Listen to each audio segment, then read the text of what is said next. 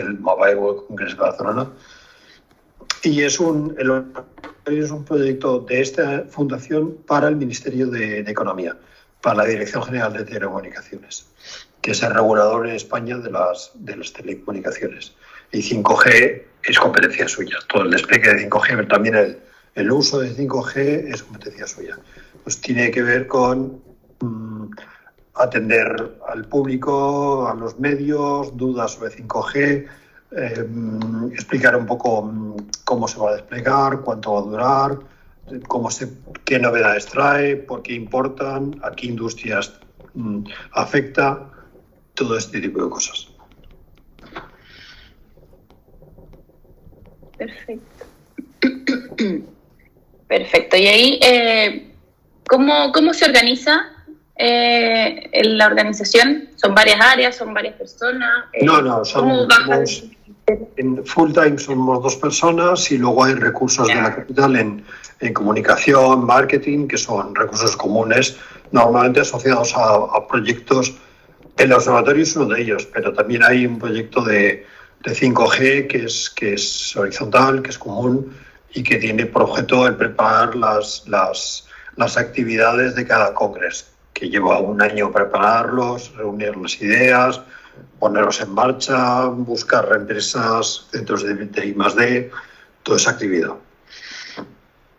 Perfecto. Y si ya nos metemos en temas de logística y movilidad, ¿cómo has visto los avances del sector en el último tiempo? A ver, bueno, es una pregunta bastante amplia. Logística y movilidad. A ver, logística y movilidad es uno de los campos importantes para 5G. El 5G puede tener un impacto importante. Lo primero que hay que mencionar es que 5G es un nuevo estándar cuya puesta en marcha ha empezado en el 19-20. Por lo tanto, realmente llevamos un año de implantación. No sé si conocéis mucha gente con móviles, planes de tarifa 5G, tampoco hay tantos por ahora.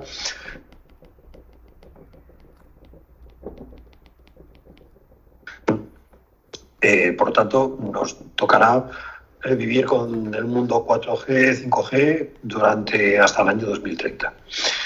En movilidad es algo muy amplio.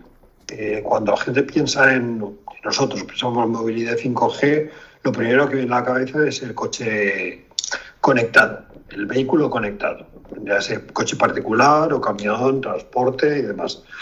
Y típicamente se ha hablado mucho del automóvil, del vehículo autónomo. ¿Por qué? Porque la autonomía requiere muchas veces también conexión. Hay muchísimo proceso, hay que datear los mapas, hay que posiblemente tener también conexión con la infraestructura, con otros coches. Un coche autónomo es un coche conectado. Y un coche asistido, de conducción asistida, es decir, muy por debajo de un coche autónomo, también es un vehículo conectado, ¿vale? Entonces el estándar incorpora cada posibilidades para ayudar a toda esta tecnología que se llama V2X, vehículo a todo. La X aquí es todo. Otros vehículos, los peatones o la infraestructura de carreteras. Por ejemplo, detectar un posible choque, crear redes compuestas de coches que están circulando en proximidad de la carretera. Hay montones de detalles técnicos extremadamente complicados que hacen que sea necesario introducir perfiles necesarios particulares en el estándar para cubrir todas las variantes del vehículo conectado. Tiene que ver con el entretenimiento también de pasajeros, ¿vale? Pero bueno, es un tema que entiendo que nos interesa demasiado. En el tema de vehículo conectado, el ancho de banda, lo que llamamos velocidad en la vida normal, los megabits por segundo, importa, ¿vale? Necesitas un ancho de banda importante. Necesitas también que sea una comunicación fiable, de una alta fiabilidad. Imagínate si tienes que conducir, por ejemplo, un coche de distancia, pues es enormemente importante contar con ello. Y una latencia corta, porque la latencia te indica la velocidad de reflejos de la red. Debe ser cuanto menor latencia, pues mejor. Aplicaciones: coche particular, conducción asistida de coche particular, pero también determinadas aplicaciones que os pueden interesar, como por ejemplo el platooning.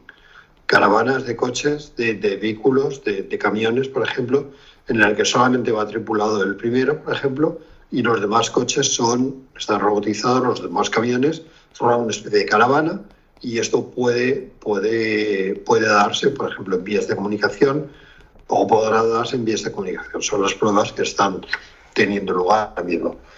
Esto, la ventaja que tiene es que relevando los equipos del camión de cabecera, del vehículo de cabecera, puedes llevar una cantidad mayor de mercancías con menor necesidad de conductores, y es que hay carestía penuria de conductores. Luego entra todo el tema de la logística, del seguimiento de lo que transportamos, de las mercancías. Localización, equipos que te geolocalizan los contenedores, por ejemplo, o las cajas, y se comunican en tiempo real la localización. Con 5G esto se puede hacer ya con 4G. Con 5G se va a poder hacer con mayor ancho de banda, si hace falta, impone también unos requisitos de cobertura. O sea, la cobertura es importante que esté en todos los puntos de la geografía si queremos que esto sirva para algo. Hay dificultades prácticas. O sea, si tú tienes un contenedor metálico enterrado entre otros contenedores metálicos, no va a poder recibir GPS ni va a poder comunicarse. Pero es importante la conexión con la red. Es importante que quede constancia que tal contenedor se ha puesto en tal sitio, luego, aunque no esté comunicado ahora mismo, pues queda constancia de un sitio. Hay múltiples casos de uso: optimización de seguros, seguimiento de la mercancía, conectado con equipos de blockchain, seguros, contratos inteligentes, de manera que cuando un contenedor entre un puerto, un centro logístico, se activen seguros, se activen contratos, se activen pasos de responsabilidad. En fin, hay múltiples posibilidades de uso. ¿Y ahí qué diferencias ves? Porque Barcelona también hacen el Congreso en Barcelona. ¿Cómo ves la diferencia entre lo que se está haciendo en Cataluña en general con el resto de España o con el resto del mundo? Bueno, la principal ventaja de Barcelona es que tenemos el Congreso ahí cada año. Entonces hay una actividad permanente de pilotos, algunos de ellos que tienen que ver con logística. Entonces ahí tuvieron lugar algunas de las primeras pruebas. Pero el Ministerio también, en muchas comunidades autónomas, ha financiado pilotos 5G en los que se cubren aspectos de movilidad. Luego, eso ha igualado mucho los casos de uso 5G. Ha habido en Andalucía, por ejemplo, hay un piloto de Telefónica y otro de Vodafone. En Valencia lo hay de Orange. En fin, en Galicia, en Castilla-La Mancha hay muchas comunidades autónomas que tienen actividad. El despliegue de 5G en general, no solamente ligado a la logística y al transporte, está siendo similar en Estados Unidos y en Europa, con diferencias debidas a cómo se organizan los operadores en una región u otra, y diferencias históricas en cuanto a qué frecuencias se utilizan y qué procesos de asignación de frecuencias se utilizan. Donde 5G está yendo muy rápido y un despliegue muy denso es en Asia, sobre todo Corea y China. Perfecto. Y pensando en las empresas de logística que hoy existen, ¿cuáles crees que son que están enfrentando un poco como para estar a la vanguardia o para abarcar más mercado, para tecnologizarse, digitalizarse, lo que sea? ¿Qué obstáculos crees que tienen hoy? No creo que haya un solo obstáculo, que haya nada. El sector logística ya está conectado. Ya, de hecho, uno de los problemas que pueden tener es que hay una base instalada de equipos 2G y 3G de Internet de las Cosas con estándares antiguos, incluso con estándares que no son del mundo móvil, por ejemplo, que pueden tener que obsoletar en los próximos años. No es un tema urgente, pero en el futuro van a tener que ir reemplazando una cosa por otra. Entonces, la preocupación que tiene el sector. Luego, el Internet de las Cosas es complicado. No es lo mismo geolocalizar algo, la información. Un dato no es igual a información. Toda información de dato tiene que estar empaquetada para su uso, tiene que ser conectada con su contexto. En fin, requiere. Una cosa es conectar algo y otra cosa es conectar todo el sistema de back office, la inteligencia que va asociada. Eso es un mundo que por ahora está un poco atomizado y en el que queda mucho por hacer. Vale, perfecto. Entonces, Federico, una cosa que nos interesaría saber es un poco más sobre, por ejemplo, qué actores juegan un rol importante en el desarrollo como de todo este tema del sector 5G, sobre todo enfocado a la logística. En 5G son, clave los operadores. Los operadores en Europa juegan un papel importante. En logística, en transporte también, las autoridades de transporte local, por ejemplo, las agencias de autobuses, de trenes en ciudades. Los reguladores del tráfico entre ciudades, porque entre ciudades nos enfrentamos a un mundo que hasta ahora no estaba regulado. El soporte de conectividad en carreteras es más bien, se ha ido haciendo sobre la marcha. No ha habido hasta ahora grandes compromisos de cobertura. A partir de ahora los va a haber. Por tanto, los reguladores van a jugar un papel clave. En logística hay una multitud de proveedores de equipos para conectar las cosas, de dispositivos, de soluciones de software. Es un mundo atomizado, en el que hay mucha pequeña y mediana empresa. Y en España más, transportistas, vendedores, en fin. Hablando un poco de eso, de las medianas y pequeñas empresas, digamos que en un gran contexto las empresas grandes van a, digamos, a ser más asequibles para pasar a esta tecnología e implementarla, pero esas pequeñas empresas que de pronto su capital no se lo vaya a permitir, ¿sí? ¿Cómo crees que se puede resolver ahí esa conexión para que realmente todo se pueda conectar de una forma como paralela y autónoma? Bueno, es muy complicado responder. Es una pregunta económica absolutamente amplia que excede, digamos, lo que hacemos en el observatorio. Eso tendrá que decir el sector. Sí. Sí se puede lograr. ¿Ustedes participan en asociaciones o espacios en donde compartas con otros trabajadores del sector esto con otros sectores creativos, por ejemplo? Nosotros lo que hacemos es básicamente lo que estamos haciendo ahora desde un punto de vista informal, pues lo hacemos ante asociaciones, ante foros de industriales. Por ejemplo, estuve ayer o antes de ayer en un foro de movilidad en el que había muchos proveedores de dispositivos de logística, de conexión de automóviles, de detección de asistencia en conducción. Todo este tipo de cosas lo hacemos. Explicamos, interaccionamos, explicamos. ¿Y qué beneficios les entregan al participar a ustedes en estas, digamos, en estas redes, en esos contactos que hacen? Nosotros estamos obligados a ellos, quiero decir, son nuestros deberes, es nuestro trabajo el informar y el recabar opiniones, el difundirlas. tenemos que hacerlo. Vale, perfecto.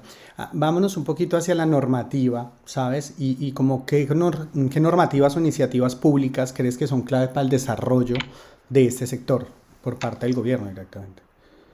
Bueno, la clave de los poderes públicos en este aspecto es poner a disposición de los operadores el espectro necesario para comunicarse. Y en España, pues ha habido ya perdona, tengo el perro ahora. No te preocupes. Tenemos el espectro de 5 y el de 700 MHz. El de 700 MHz juega un papel. Normalmente lo tengo fuera, pero se me acaba de escapar. No te preocupes. Juega un papel importante en el soporte de la conectividad en carretera, porque es una frecuencia muy, muy interesante para conectar vehículos y mercancías. Ok. ¿Qué cambios se están observando por parte de las autoridades y pues digamos que del sector público en relación a la logística y movilidad? ¿Tú qué crees que cambios ellos están haciendo ahí? ¿Quién? Diga, el gobierno, o sea, las entidades como el sector público, diga, el gobierno directamente con esto. ¿Qué? Bueno, una vez pone el papel del regulador y sobre todo el regulador de comunicaciones, se para en el momento en que pone a disposición de los operadores el espectro. A partir de ahí toman el relevo los operadores. Es el papel de los operadores el de poner planes de tarifas, dispositivos, ofertas para la industria, y esto en 5G se va a dar mucho más. El uso de 5G en industria, en logística, en el caso del transporte, pues empresas de transporte, habrá cada vez más ofertas de conecte usted sus dispositivos, sus mercancías, contratos con empresas de transporte y industriales.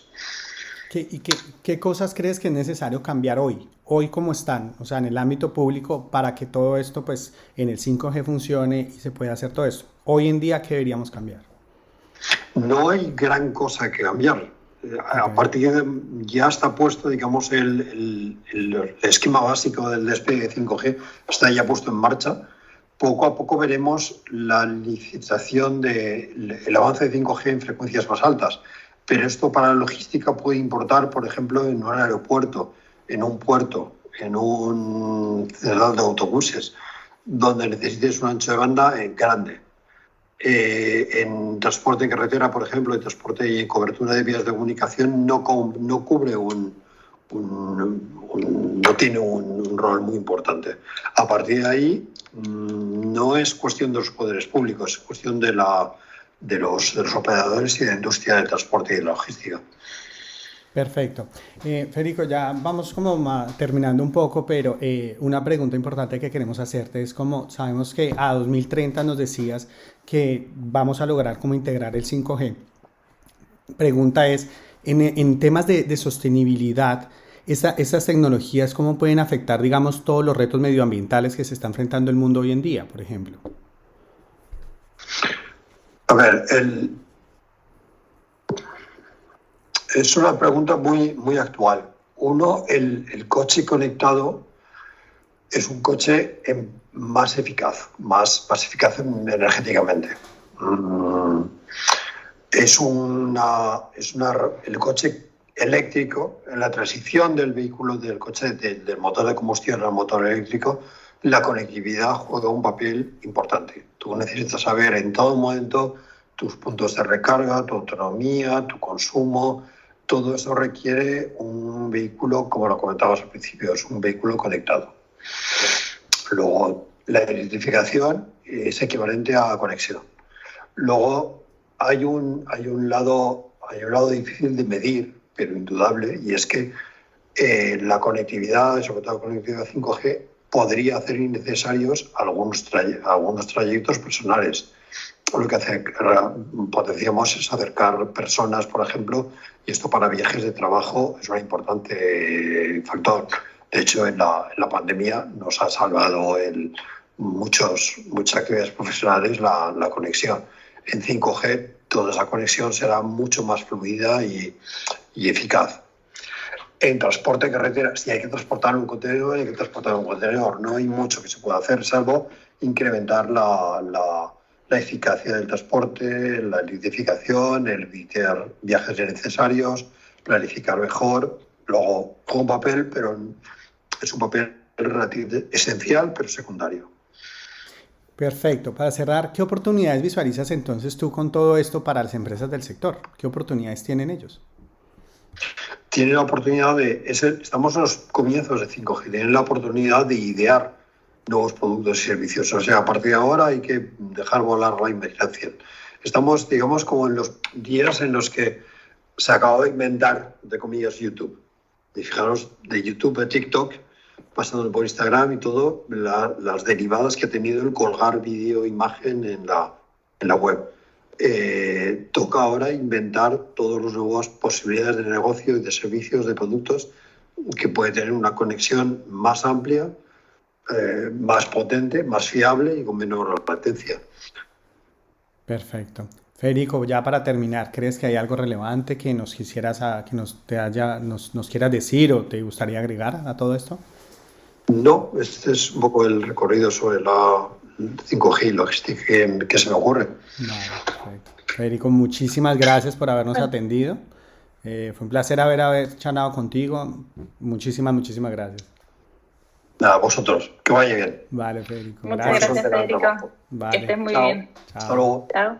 Hasta luego.